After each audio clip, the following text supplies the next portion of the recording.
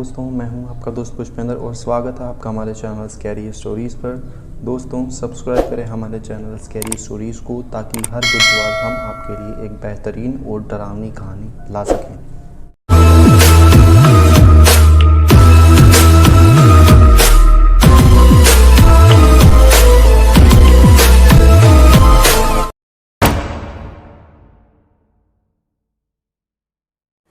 नमस्कार दोस्तों, मैं हूं विजय और मैं पैसे से एक लकड़हारा हूं और मुझे इसके लिए एक कंपनी जो कि पेपर बनाने की थी वहां पर मुझे काम भी मिल गया था और उनके कहे अनुसार मैं उस कंपनी में लकड़ियां पहुंचा देता था और अब मैं वहां एक ख़ास आदमी बन चुका था।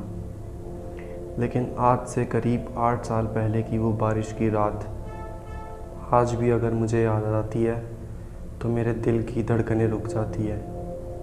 तो चलिए दोस्तों, मैं आज आपको उस डरावनी रात में मेरे साथ हुई आप बीती बताने जा रहा हूँ। मुझे एक कॉन्ट्रैक्ट मिला।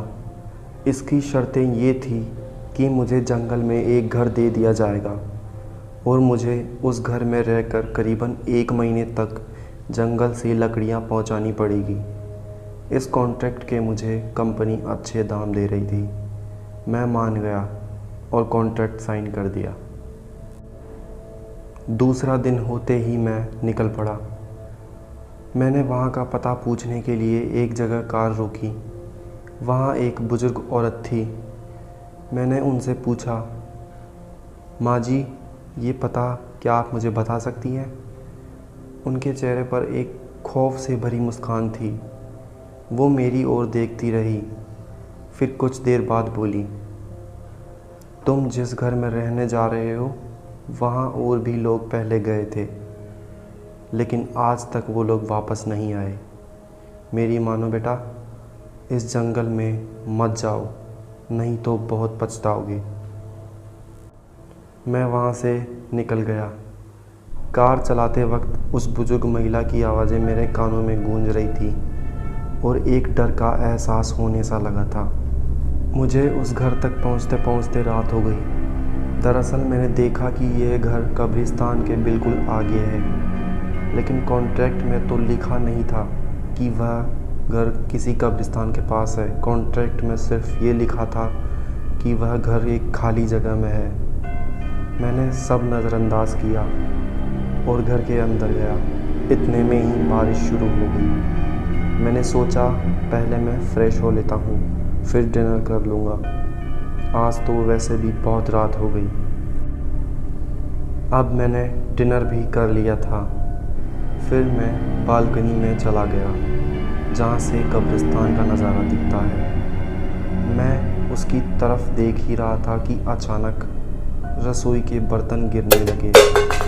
मैं तुरंत रसोई में भागा, वहाँ कोई नहीं था। फिर उसके थोड़ी देर बाद घर में अजीब अजीब हरकतें होने लगी। मैं बहुत डर गया। फिर मैंने सोचा कि मैं एक कॉफ़ी पी लेता हूँ, मेरा थोड़ा स्ट्रेस कम हो जाएगा। मैं कॉफ़ी कप लेकर बालकनी में चला गया। कॉफ़ी पीते हुए मैं कब्रिस्तान को ही देखे जा रहा था। तभी थोड़ी देर बाद मुझे लगा कि कब्र पर कोई खड़ा है जिसकी ऊंचाई बहुत ज़्यादा है। उसकी गर्दन नीचे थी। उसके हाथों और पैरों से वो बहुत खौफनाक और डरावना लग रहा था। मैंने कॉफ़ी कप नीचे रखा और उसकी तरफ टॉर्च से रोशनी की। उसकी गर्दन नीचे थी। मैं कुछ भी ठीक से देख नहीं पा रहा था। वो मुझसे महज 30 मीटर की दूरी पर ही था। तभी मैंने एक सहमी आवाज़ में कहा, कौन हो तुम और वहाँ क्यों खड़े हो? उसका कोई जवाब नहीं आया। मैं घर से बाहर आया और उसके करीब जाते हुए मैंने फिर बोला, कौन हो तुम?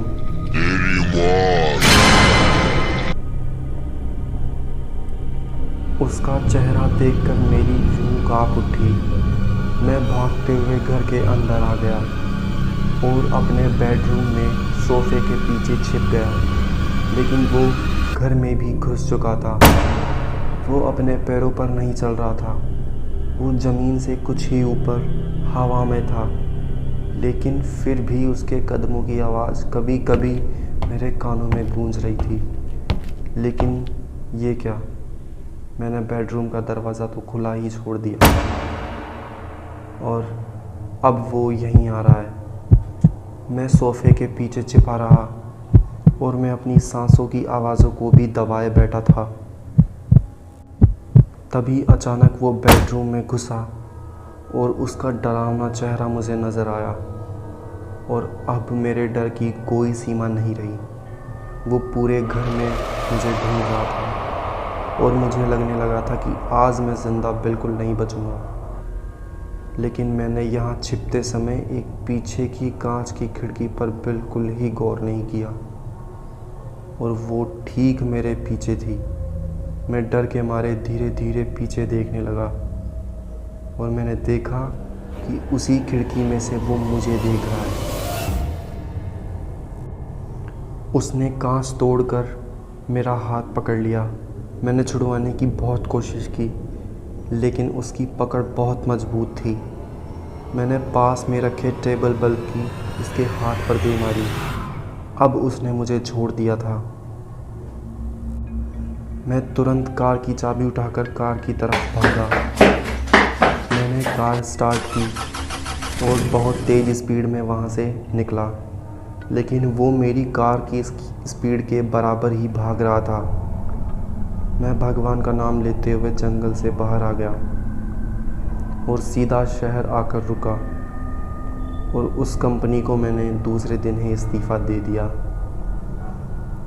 अगर उस दिन मैंने थोड़ी हिम्मत नहीं दिखाई होती तो मैं भी उस जंगल में एक लाश बनकर रह जाता। आई होप गाइस आपको स्टोरी पसंद आई होगी। अगर स्टोरी अच्छी लगी हो तो वीडियो को लाइक करें और सब्सक्राइब कर पास वाला बेल आइकन प्रेस करें ताकि हमारी हर स्टोरी सबसे पहले आप तक पहुंचे। और स्टोरी अपने दोस्तों के साथ ज़रूर शेयर करें और दोस्तों कमेंट में बताना ना भूलें कि आपको स्टोरी कैसी लगी। धन्यवाद।